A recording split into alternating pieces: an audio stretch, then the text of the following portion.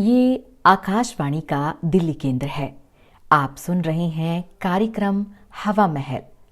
दोस्तों, ये लाइनें तो आपको याद होंगी ही, और अगर याद नहीं है या पता नहीं है तो अपने बड़ों से तो जरूर सुनी होंगी। जी हाँ, ये भारतीय रेडियो आकाशवाणी पर अक्सर सुनी जाने वाली लाइनें रही हैं। और आज हम बात करेंगे आकाशवाणी के बारे में। हेलो दोस्तों, welcome to our channel learn mass com with anchor Shahida. Akashvani Sanskrit का शब्द है जिसका अर्थ है आकाशीय, आसमानी या आकाश की आवाज, यानी आकाश से मिलने वाला संदेश। आकाशवाणी को पहले ऑल इंडिया रेडियो ही कहा जाता था। साल 1936 में मैसूर के बहुत बड़े विद्वान स्कॉलर M.V. गोपालस्वामी ने इस शब्द को गढ़ा था, जिसे आज हम आकाशवाणी के नाम से जानते हैं। रेडियो के आविष्कार के बाद जब साल 1927 आया, तब तक भारत में कई रेडियो स्टेशन खोले जा चुके थे। इसके बाद 1936 में सरकारी रेडियो की भी शुरुआत हुई, जिसका नाम इंपीरियल रेडियो ऑफ इंडिया था, और यही आगे चलकर ऑल इंडिया रेडियो बना, या AIR भी हम इसे कहते हैं, जिसको आज हम आकाशवाणी के नाम से भी जानते हैं। आकाशवाणी भारत के सूचना एवं प्रसारण मंत्रालय के अधीन संचालित सार्वजनिक क्षेत्र की रेडियो प्रसारण सेवा है। जून 1923 में बॉम्बे प्रेसिडेंसी रेडियो क्लब और दूसरे रेडियो क्लबों के जो प्रोग्राम थे, उनके साथ ब्रिटिश राज के दौरान ब्रॉडकास्ट शुरू हुआ।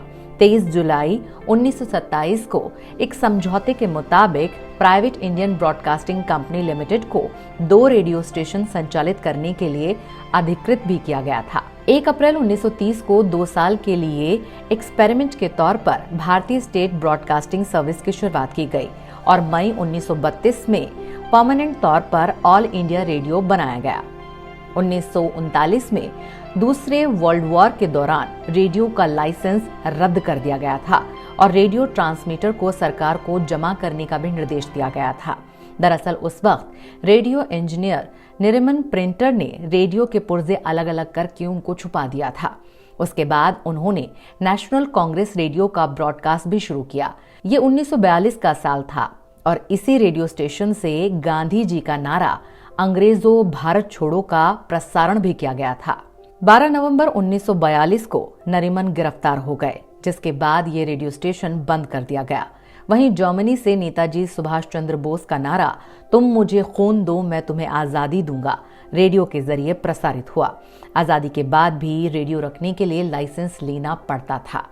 आज रेडियो FM की शक्ल ले चुका है, और इसी वजह से अभी भी अपनी पहचान बनाए हुए है।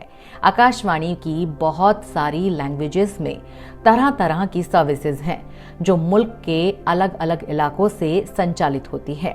रेडियो में अमीन सयानी जी को पहले RJ होने का खिताब भी हासिल है।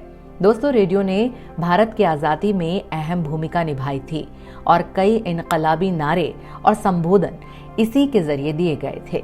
तो आज की हमारी वीडियो आपको कैसी लगी हमें जरूर बताइएगा, और हमारे चैनल को लाइक, शेयर और सब्सक्राइब करना ना भूलें, और ताज़ा अपडेट के लिए बेल आइकन जरूर दबाएं।